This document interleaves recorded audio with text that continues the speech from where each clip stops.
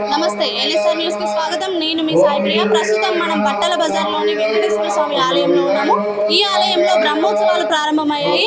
అసలు ఏ కార్యక్రమాలు చేస్తున్నారు, ఎప్పటి నుంచి ప్రారంభమయ్యాయి, ఎప్పటి వరకు అయిపోతున్నాయి అనేది అయ్యవారి ప్రధాన అర్చకులు శ్రీనివాసాచారి గారు మనతో పాటు ఉన్నారు. ఒకసారి వారితో మాట్లాడదాం.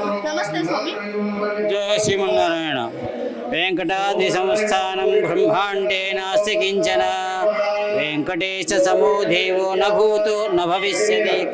వెంకటేశ్వర స్వామి దేవాలయం ఎక్కడున్నా నా భూతో నా భవిష్యత్ అంటే ముందు కానీ వెనక కానీ ఎప్పుడైనా ఆ స్వామి వెలుగుతూనే ఉంటాడు. కాబట్టిగా ఈరోజు మన వరంగల్లో కూడా బాలనగర్ వెంకటేశ్వర స్వామి దేవస్థానంలో కూడా అంటే ఎక్కడ చూసినా కూడా స్వామి ఆజానుభావం రూపంలో ఉంటాడు. కానీ ఈ వరంగల్లో కూడా ఎస్విఎన్ రోడ్లో కూడా ఉన్నట్టు బాలనగర్ వెంకటేశ్వర స్వామి దేవాలయంలో బాలుడు అనే పేరుతో బాలనగరం అని ఏర్పడ్డది అనమాట.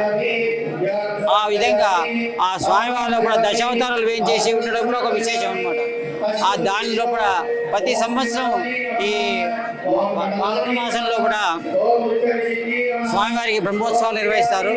ఆ బ్రహ్మోత్సవాలు పాంచానికం అంటే 5 రోజులు నిర్వహిస్తారు.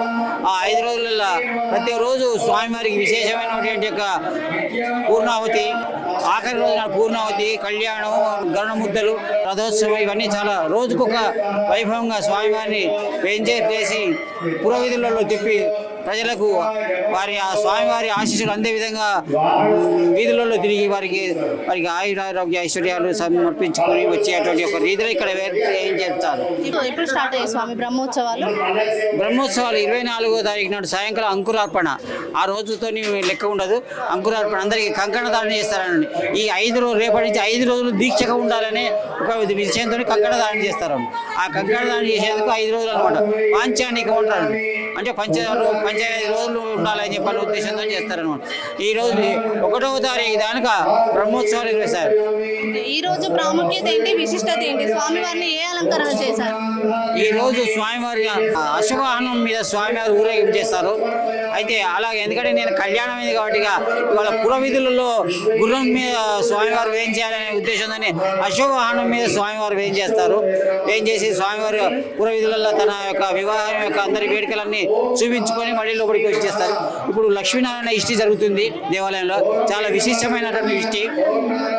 ఈ ఇష్టిలో కూడా ఈ సంఘం నేను దాదాపు 2002 సంవత్సరంలో కూడా ఒక విత్తనం నాటాను. ఆ విత్తనం ఈరోజు ఫలాలు ఇచ్చే విషయమైంది. దాంట్లో వచ్చేటువంటి యొక్క లాభాలు మొత్తము పిరవాళ్ళ సేవకే ఉపయోగించే రీతిలో వాళ్ళందరినీ మోల్డప్ చేయడం జరిగిందనమాట. వాళ్ళందరి ఎవరైతే వాళ్ళు డబ్బు కట్టి లాభాలు పొందుతున్నారో వాళ్ళందరి యొక్క గోత్రనామాలు ఈరోజు ప్రతిరోజు చెప్పడం జరుగుతుంది ఈ బ్రహ్మోత్సవాలలో. ఎందుకంటే వాళ్ళు వచ్చే దాదాపు ఒక 13,000 రూపాయలు ప్రతి సంవత్సరం, నెలకు ₹1,00,000 వాళ్ళ దాంట్లో బెనిఫిట్స్ వస్తున్నాయి అన్నమాట. అంటే ఈ 13 లక్షల రూపాయలు పెట్టి స్వామివారి యొక్క విశేషమైనటువంటి తర్వాత పుష్పాలంకరణ రేపు ఆఖరి రోజు నాడు శ్రీ పుష్పాలంకారం ఉంటుంది. ఆ రోజు దాదాపు కొన్ని వేల రూపాయల పుష్పాలతో అనమాట.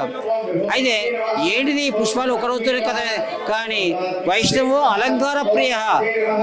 స్వామివారు అలంకారం ఎంత చేసుకుంటాడో అంత ఆనందపడుతుంటాడట.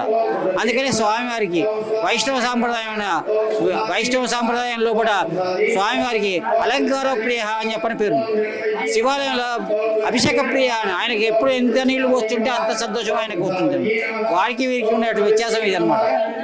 కాబట్టి ఈరోజు చాలా విశేషమైనటువంటి రోజు. ఏమంటే సాయంకాలం స్వామివారి అమ్మవారిని ఉభయనాంచాలను కూర్చునిపెట్టి రథం మీద కూర్చునిపెట్టి పురవీధులలో మనం ఎలాగైతే ఊరేగింపు చేస్తామో అలాగే ఈరోజు ఆ రథం మీద కూర్చోబెట్టి స్వామివారి పురవీధులలో స్వామివారి కళ్యాణం జరిగింది అని చెప్పని అందరికీ జనానికి తెలియజేసే విధంగా తిప్పడం జరుగుతుంది. దాన్ని రథోత్సవం అని చెప్పంటారు.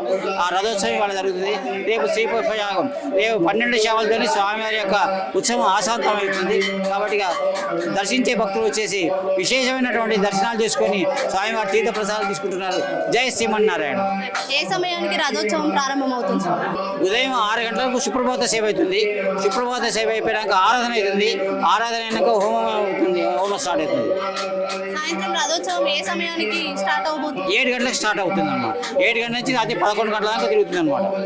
ఏ ఏరియాలో తిప్పబోతున్నారు స్వామివారు? చౌరస్తా, తర్వాత పిన్నవారి వీధి, ఎల్లం బజారు, వీలైతే ఎస్విఎన్ రోడ్ ఇవన్నీ ప్రతి సంవత్సరం ఇలాగే జరుపుతూ ఉంటారా బ్రహ్మోత్సవాలు స్వామివారి? ప్రతి సంవత్సరం ఇలాగే జరుగుతాయండి. కాకపోతే ఇవాళ ఈసారి కొంచెం విశేషంగా జరిగాయి అన్నమాట.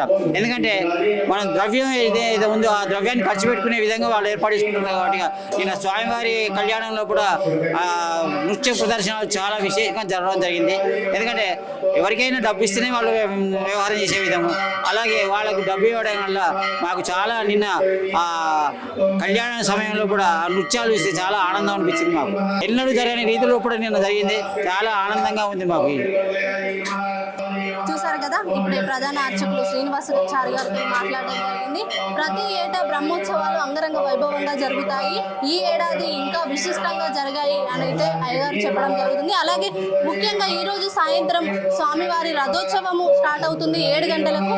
పిన్నవారి వీధి అలాగే ఎల్లం బజార్ ఏరియా నుండి స్వామివారిని రథంలో తిప్పడం జరుగుతుంది అనేది చెప్పడం జరుగుతుంది. కెమెరామెన్ తరుణ్తో సాయిప్రియ, NSR న్యూస్, వరంగల్.